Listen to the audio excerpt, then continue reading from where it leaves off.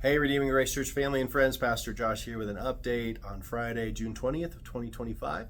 This is going to be my last update for the next several weeks. The church has extended a sabbatical to me and my family. So once we leave the building this Sunday, June 22nd, we won't be back until August 11th. So I'll be off the clock. We have Kaylin who will cover all the communication stuff. Richie's got the building stuff kind of under control. And then all of you members will continue to do what you do. And we've got some guest preachers that are going to come in and feed God's word to you on Sunday mornings. So all the Sunday service stuff will continue as normal. You just won't see the Browns for a few weeks as we rest and have some recreation and some adventures together.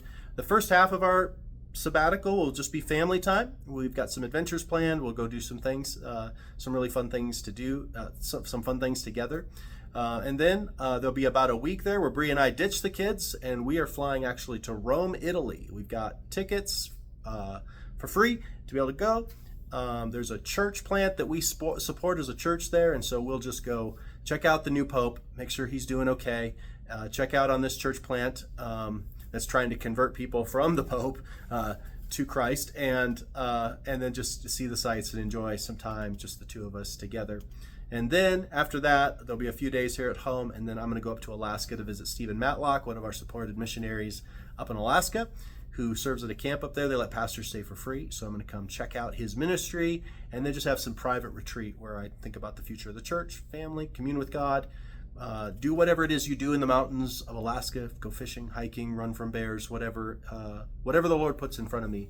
And then once I get back early August, I'll celebrate my birthday, the big 4-2 this year. I'll officiate a wedding, and then August 11th will be right around the corner, and I'll be back in the saddle, refreshed and ready to go for another season of ministry. So that's what is ahead of us. Just to let you know, the regular ministries will continue 10 a.m. Sunday mornings. Those should all be covered. Members, work together. Make sure that you're taking good care of each other. Tuesday night young adult groups at 6 p.m. will continue through the summer, as far as I know. Wednesday night prayer meeting at 6:30. There will still be a group that comes and prays at 6:30 every Wednesday night. Please come join them. Even if it's just once in a while, come join them for an hour of prayer. 6 a.m. Thursday, men's Bible study will continue, working through the book of Exodus. And so come join the men that show up here early on Thursday mornings. When I get back, here's just a few things to anticipate and be praying for and thinking about. So trying to make sure that we have something so that I'm not totally reinventing everything when I get back here. So come back August 11th. What I'm going to do is I'm going to, on the 17th, 24th, and 31st of August, is actually do a quick survey of Genesis. We preached through Genesis a couple of years ago. I've been wanting to get back to Exodus. And now that I've been doing this Bible study with these men in Exodus, we just started a couple weeks ago, I'm really eager to get back to Exodus. So I'm going to do kind of a refresher on Genesis so we can remember that series, and then jump into Exodus on September 7th. The title of the series will be Exodus from Captivity to Covenant. Let's see if I can remember that. From Captivity to Covenant, which is actually the picture of our own salvation. The Exodus is probably the most important event in the Old Testament, arguably. And it really does picture our deliverance from sin under the blood of the Lamb. Then, as we're brought out, we're brought through water, which symbolizes baptism, and then we're in the wilderness. We're the people of God, we're communing with God, but we're not home yet, and one day we're looking forward to the promised land. That if we're faithful, we will make it to the end and be with God forever. So it is a picture of our own salvation. It tells us about Christ. It tells us about God's faithfulness in the Old Testament as we look at his covenant, his deliverance. So I am very much looking forward to that, and I hope you are too, for the Exodus series this fall. August 11th, which will be the very first Sunday that we're back, Robbinsdale Lanes is going to host us for a free, F-R-E-E, free church event at Robbinsdale Lanes, just across the street. So thank you to Steve and his hospitality. He just extended that to us. Hey, come do a free church event at our bowling alley. And so we picked a date that worked good for them. So August 11th, it's a Monday night. Come join us for bowling. There'll be a sign-up sheet, a sign-up online. So make sure that you fill that out so we can make sure that we give them an accurate picture of just how many of us are coming and whether or not we'll need all the lanes or not. Also in August, that first Sunday I get back, the 17th, we're going to do a guest lunch. So those of you that have been coming, that are newer to our church really since Easter, we're going to encourage you to stick around, and we would love to bless you with a lunch. Thank you for checking us out. And then I will just briefly give you a snapshot of what it looks like to find out more about Redeeming Grace, and then invite you to 4 to 6 weeks of Discover RGC, which I'll probably do on Sunday mornings before service. Coming to those seminars, coming to that lunch doesn't commit you to being a member, but it just gets all of our cards on the table. Here's who we are. Here's who we're trying to be. Would you like to join us? Would you like to formally join us and share in the ministry that God is doing at Redeeming Grace Church? So anticipate that. Plan on that this fall. Also, starting September 7th, that first Sunday after the holiday, we're going to try to do some family discipleship. Really, you might know it as Sunday school before service.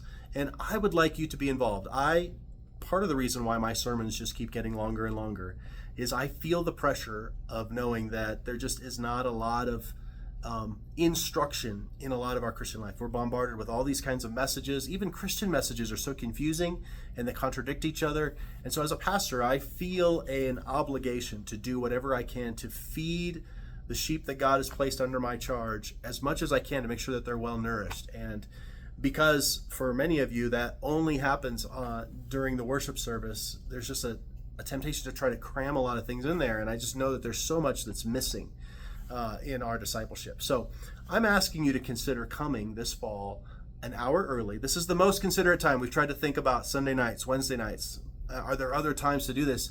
And this really is the most considerate to you. You're already coming for church. Just come 1 hour early. We're not asking you to come another night of the week or carve out another time in your schedule. Just add a little bit to what you're already doing and double or more the spiritual input into your family and the spiritual connectedness. So watch for that. We haven't quite got our whole plan together, but it'll be kind of a family discipleship time or some sort of Sunday school starting this fall. So please, it would really encourage me if we're going to put the effort into providing that, if you would think about carving out the time to actually come and participate in that. It's always better the more that are involved.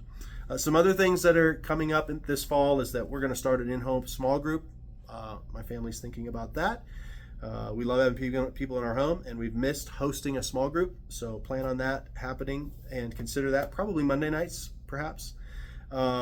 Also, we have a really vibrant young adult group, and I've just thought, you know what? We need a seniors group. We've got more and more seniors and retired folks that are coming, and it's no fair that the 20-somethings get to have all the fun. So I'm thinking on Thursday mornings, perhaps. This is not for sure, but just want to kind of let you know what I'm thinking about is actually hosting here, maybe on Thursday mornings, 10 a.m. or something, a senior adult group where we can fellowship together. I would love time with you. I would love to learn from you. I would love to hear and pray with you. And so thinking about starting a Thursday morning retired seniors group and not let the young adults have all the fun. Also, I'm going to start promoting some eldership training. So if you recognize someone in our church a man in our church who you think meets the biblical qualifications or is close to it and really is helpful spiritually to others, let me know, because I would love to spend some time with them. And if that's you, if you kind of feel a pull towards that, let me know. Doesn't guarantee that you're going to be stepping into the office of elder within our church, but we want to move that direction. And any of you men who maybe God might lead that direction, I would love some time with you this fall to just pursue that and just see what the Lord does. Elders are a gift to God's church, and so we can't make that happen. But I do want to provide pathways for those whom God has given us to kind of move that direction. And so pray for that and consider that, men. And other members, if you see a man in our church that you think, I think he kind of looks like he could be an elder, let me know that, because I can then share that with him, and that could be a prompt that then makes him think, and you just never know. So lastly, there's so many other things I'd love to share with you, but lastly, I just want to share some prayer requests for you. While over the next several weeks, will you pray for the church? Pray that the church will stay unified. Sometimes when the pastor's away, weird things can happen. So just pray that the devil would be restrained, that people would be kind and generous and helpful to one another, would be reaching out to each other. Pray that there's no emergencies while I'm gone. Pray that people would really embody our covenant and that actually the church would be stronger, that in some way having Josh and his family sort of out of the equation kind of pushes some people forward, creates some space, and that the church actually is loving and building one another up even better so that then when we join in, the church is actually stronger. So pray for the church. Pray for my family, that we would have rest, that we would enjoy our time together. This is, I don't know if I said this already, but this is maybe the last summer that we're able to do something like this with all my kids still living in my home. So we want to maximize that, make a big investment, a big deposit into our family. And so pray for our rest and adventures. Pray for the fall and all the things that I shared, and pray for the strengthening of our church in the future. We're going to have some big decisions to make this fall. And one of the things that I'm praying really for two things. I would ask you to pray, join me in prayer. We really have a great church, a very unique church. I don't think there's any church quite like ours in Rapid City that's doing what we're doing. And so that doesn't make us better than other churches. It just means that we have a unique role within the body of Christ in Rapid City. And I think that's really true. And I'm really grateful for it. And I want it to continue, but it needs strengthening.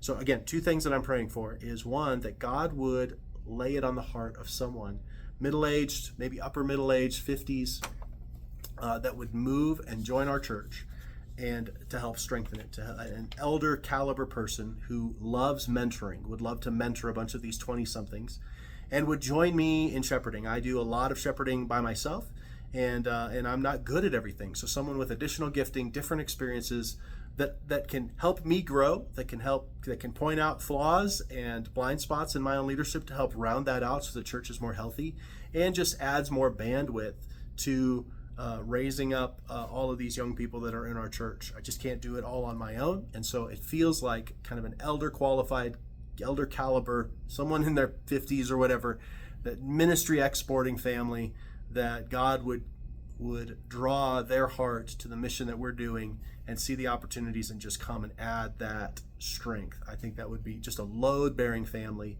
in the life of our church.